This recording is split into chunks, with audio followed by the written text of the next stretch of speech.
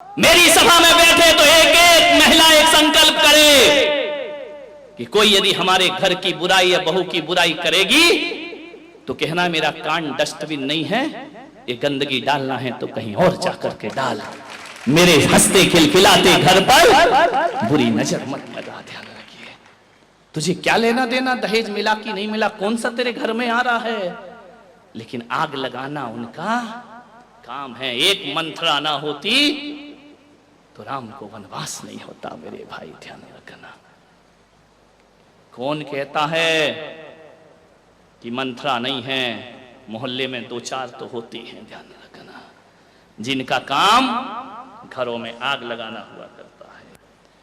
मान्यवर, मैं आपसे निवेदन कर रहा हूं, मेरे कहने का मतलब ये नहीं है कि हर बहू अच्छी होती है। कभी कभी ज्यादा स्वतंत्रता का भी नाजायज फायदा उठाया जाता है, लेकिन किसी एक को देख करके सब बहुओं को गलत कहना, ये हमारी नासमझी हुआ करती है। ध्यान रखिए, एक ही घर में पैदा होने वाले एक साथ रहा करते हैं। मान्यवर, ना जाने जिंदगी में ऐसा कौन सा खून आ जाता है जो एक खून को दो करने का प्रयास करता है। ध्यान रखिए, एक खून आ जाता है दूसरे घर का, ध्यान रखना, वो आके एक घर के खून को बांट दिया करते हैं।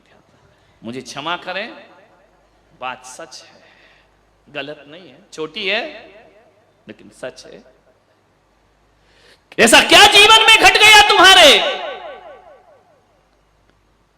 कल तक तो ये हाल था कि चार भाई एक थाली में भी खा लेते थे।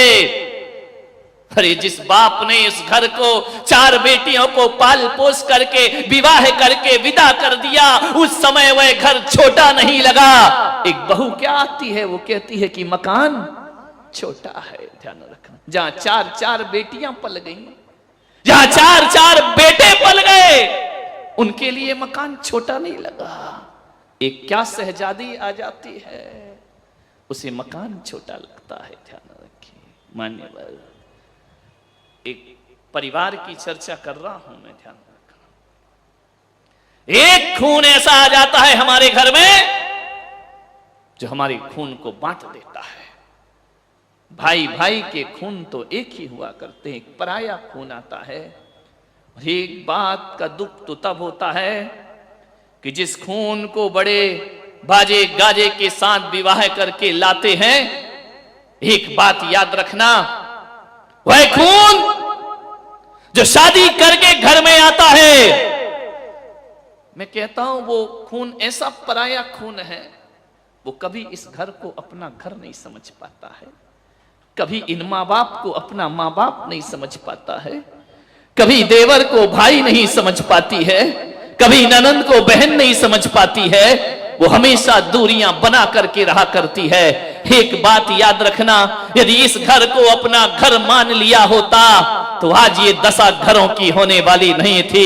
एक बात स्मरण में रखना, यदि ये घर तुमने अपना घर माना होता तो कभी तुम अपने पति से ये नहीं कह रही होती, शाम को जब वो थका हारा लौट करके आता है, भोजन करता है, कमरे में जाता है, वहां पर शिकायतों की लिस्ट तैयार रहा करती है। तुम्हारी माँ ने मुझे ऐसा कहा, तुम्हारे पिताजी ने मुझे ऐसा कहा, तुम्हारे भाई ने मुझे ऐसा कहा। क्या करे वो बेचारा, वो लड़का ना पत्नी का हो पाता है, ना माँ का हो पाता है, ना परिवार का हो पाता है, ना वो इधर कुछ बोल पाता है, ना उधर कुछ बोल पाता है। पहले तो कहा जाता था कि बेटियां जाके ससुराल में दुखी होती हैं, वो चार लोगों को दुख बता देती हैं। लेकिन ये कुंवारे छोरे जब शादीशुदा हो जाते हैं ना, माँ का पक्ष लेते हैं तो पत्नी आंख दिखाती है, और पत्नी का पक्ष लेते हैं तो माँ आंख दिखा। स्थिति बहुत गंभीर है लेकिन नियंत्रण में है।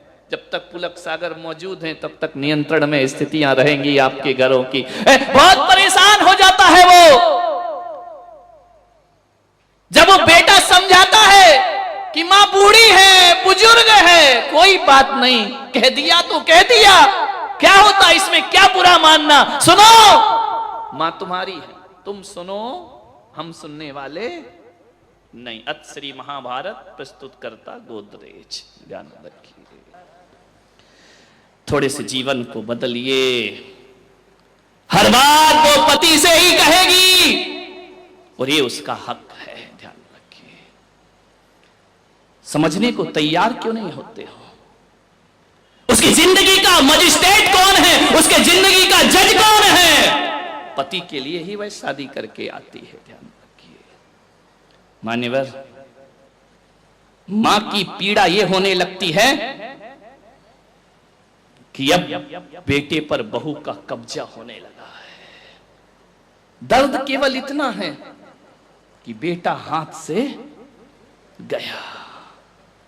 बेटा क्या करे बेचारा? अब शादी के बाद भी तुम्हारे साथ शॉपिंग करने जाए क्या?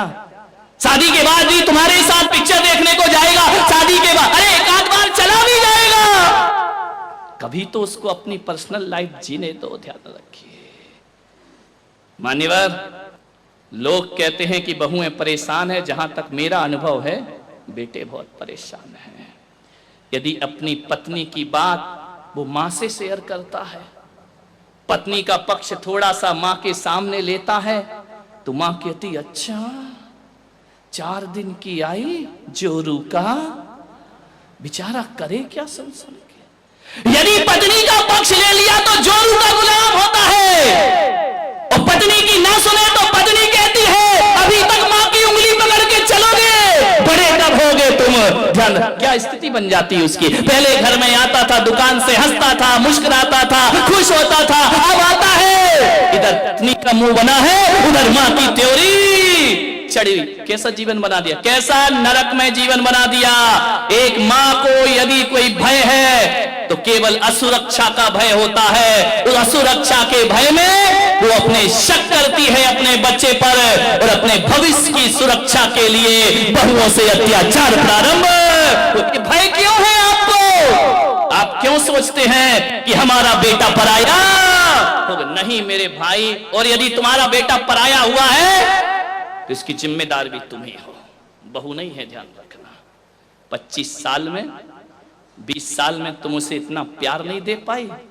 20 साल में तुमने क्या संस्कार दिए हैं कि 20 साल जिसने मां से प्यार किया और 1 साल में पत्नी से प्यार करने लगा। ध्यान रखना, कमी तुम में होगी। ध्यान रखना। थोड़ा अपने दिल को बड़ा करिए। क्या करे माताएं भी, पड़ोस में एक से एक ट्रेनर बैठे हुए हैं, एक से एक सलाह देने वाले। अरे सुना, बोले क्या? बोले बहू आ रही है ना? बोले हाँ, ज्यादा सिर पे मत चढ़ाना। धत तेरे की, घर उसका, बहू तेरे पेट में क्या हो रहा है ज्यादा सिर पे? आजकल यही होता है, मंदिरों में पद्म पुराण नहीं पढ़ती है, बुढ़िया पुराण ज्यादा पढ़ती है।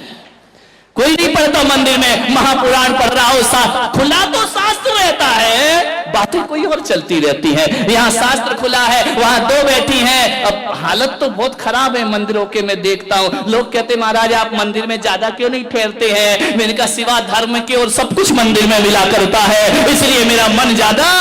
बैठी थी, मैं जाके दर्शन कर रहा था, 2 अम्माएं बैठी आपस में बात कर रही। शास्त्र खुला पड़ा है, मंगलाचरण किया है, आगे का एक अक्षर नहीं पढ़ा है, शास्त्र खुला है। उसने कहा क्यों, तेरी शादी हो गई क्या लड़के की? बोले हो गई। अरे बोले तूने मुझे तो बुलाया नहीं। पुराण कौन सा रखा? पद्म पुराण।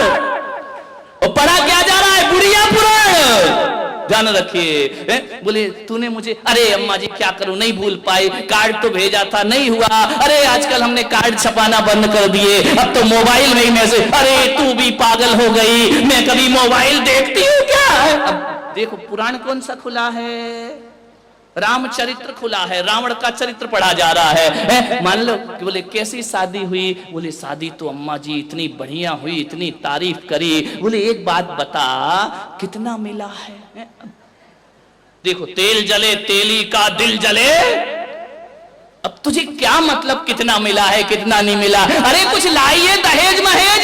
बोले नहीं, मैंने ज्ञान गंगा महोत्सव में पुलक सागर के प्रवचन सुन लिए थे और मैंने कह दिया था आज के बाद दहेज नहीं लूंगी। अरे तेरी मती मारी गई, तू भी महाराजों की बातों में लग गई, ना उनके आगे कोई ना बाबा जी की बात में लग गई तू भी।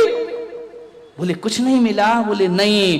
बोले धत तेरे की, हीरा सा लड़का, शब्द देखो अनुप्रास अलंकार, हीरा सा लड़का कौड़ियों के भाव में बेच। जब इतना हीरा सा था तो तूने अपनी बेटी क्यों नहीं देती? ध्यान रखा, मत थूको किसी के घर।